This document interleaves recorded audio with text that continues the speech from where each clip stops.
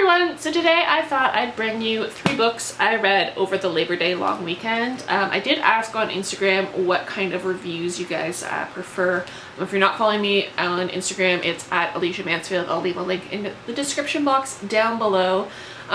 So I decided I would kind of group these together because I did read them over a long weekend all together.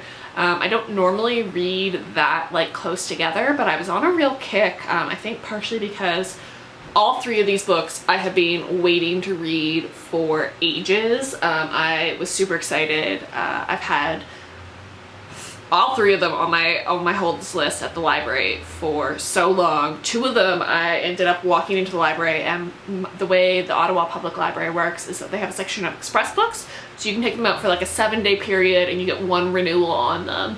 And 2 of the books that were like I wasn't going to even get them this year on my holds list were on the shelf, and so I was like, I need to read them this weekend.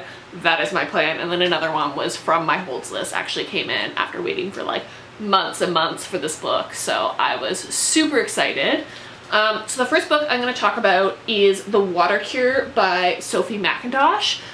This book was recommended to me by my friend Cassie ages ago, and I was like 100 and something on the hold list, which means I wasn't going to get it anytime this year. She recommended it to me and I was super excited. So the basic premise of this book is it's a story of 3 sisters, Grace, Leah, and Skye, and their mother and father King. So their father passes away within like the first chapter, so I think basically the book opens up with the passing of their father and kind of the change of their whole society. And at first I was kind of confused. This is not an easy book to get into. It's purposefully obscure in that you don't really know what's going on. You don't know, because they talk a lot about how men are poisoning women, and you don't know if this is literally or metaphorically, and you don't know whether or not this is a dystopian society or if it's just a cult. It's very obscure. It's kind of hard to get into at first, but well worth the perseverance. I really enjoyed this. It left me with more questions than answers, and sometimes you just need to read a book that kind of frustrates you in a way. I find that like, I know that sounds unsatisfying, but like it's sometimes nice not to have everything tied up in neat little packages, and this is definitely a book if you're feeling like you want something that's a little more challenging. Definitely check this one out. I think I gave it like 4 or 5 stars. I've started using Goodreads again. I stopped for a while just because I really didn't like the competitive aspect of it for myself. I'm not saying I was competing against anybody else, but I was competing against like what I was reading in previous years, and I just kind of stopped caring. But yeah, I've been back on Goodreads, so I think I gave this like 4 stars. But I quite enjoyed this. I'm glad I found this because this one was like the last book on my hold list. I was not getting this anytime soon. So then the next book that I read was Ghost Wall by Sarah Moss. I've never read any Sarah Moss before, but I am really excited to read more. Unfortunately, my library doesn't have any more of her. This is the only book that the Ottawa Public Library has, so I'm gonna have to maybe actually go and buy a physical book.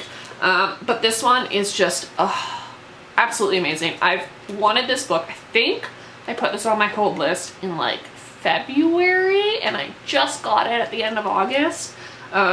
So this book kind of deals with it's like living history.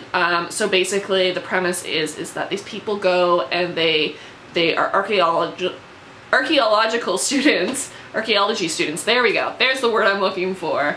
And they are trying to recreate like Iron Age civilization, and the main character is not actually a student, but the daughter of this bus driver who's kind of really fascinated with the whole, you know, Iron Age society and all of that. So it's this weird juxtaposition of like academics versus kind of just amateur historians, and it's really interesting.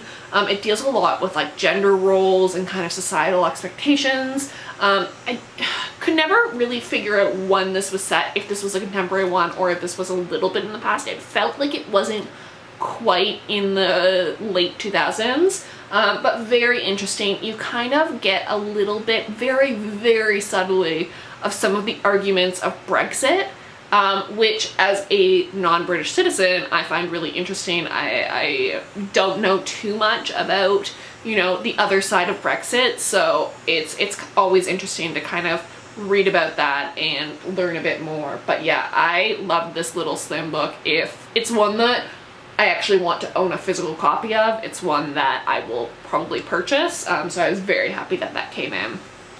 And then the last book I'm going to talk about today is Bunny, a novel by Mona Awad. I'm not sure if I'm mispronouncing her last name, but she, I believe, is Canadian. I'm not 100% sure, but she won a Giller Prize, or was a finalist for the Giller Prize, which is a Canadian literary award, so I'm assuming she's Canadian. And this, I think this was a more recent hold that I had put on my list, but it was one that, like, it was a long wait for this one. So I was really happy that this came in, and it's basically, the premise is, it's about some MFA students, and one of them's kind of an outsider, Samantha, the main character, and then there's this group who's called the Bunnies, and it's 4 girls, and they're very cliquey, and they just kind of are very touchy-feely, very cult-like. In case you guys didn't know, I love books about cults and like weird supernatural things, so this was right up my alley. I really enjoyed this. I think I gave this 4 or 5 stars on Goodreads. I dove right in. I read this in a day. It just absorbed me. I didn't want to put it down. I absolutely loved this. Yeah, so basically, it's kind of like The Secret History a little bit, but more based around literary pursuits rather than classical studies. So if you like, you know, The Secret History or If We Were Villains, I would definitely recommend this one. So yeah, so that's what I read over my Labor Day long weekend. Let me know in the comments down below if you guys prefer batch or individual reviews. I just kind of went based on Instagram because I just kind of posted the poll this morning. And yeah, let me know if you've read any of these books or if you want to read any of these books. Do you guys have a favorite kind of subgenre? Like, I am obsessed with cults and kind of true crime stuff, so I love reading that kind of stuff. If you have any recommendations for that, let me know in the comments down below, and I'll see you guys in another video. Bye!